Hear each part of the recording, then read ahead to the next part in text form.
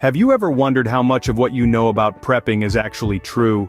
We live in a world where myths and misconceptions, especially about prepping, are as common as the air we breathe. They're woven into our popular culture, often leading us down a path of misinformation. From the portrayal of preppers in movies and TV shows to the tales spun around the campfire, these myths can be quite misleading. Today, we'll demystify some of these common prepping myths. Are you ready to challenge what you think you know about prepping? First up, the myth that only the rich can afford to prep. Let's bust this myth wide open. Prepping isn't about spending wads of cash on underground bunkers or fancy gadgets. It's about being resourceful, making smart choices, and planning ahead. You don't need a fortune to store some extra food, water, or basic medical supplies. You don't need to break the bank to learn useful skills like first aid, firemaking, or foraging. Prepping is about using what you have efficiently and effectively. Even with a limited budget, you can still make preparations that could make a huge difference in a crisis. So, prepping isn't about the size of your wallet, but the size of your resourcefulness. The next myth we're tackling is the stereotype that preppers are all paranoid doomsdayers. This couldn't be further from the truth. Prepping is not just about preparing for the apocalypse, but for any kind of emergency.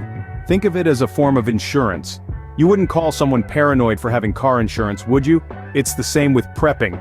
It's about being ready for natural disasters, financial crises, or even personal emergencies like job loss. It's about having a plan, resources, and the skills to handle unexpected situations. It's practical, sensible, and gives people peace of mind.